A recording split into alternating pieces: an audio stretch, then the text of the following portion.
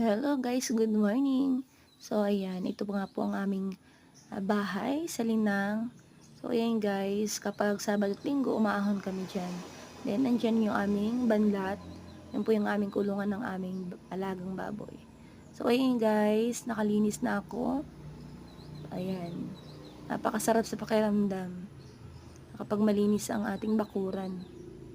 So ayan guys, ang aking mga tanim.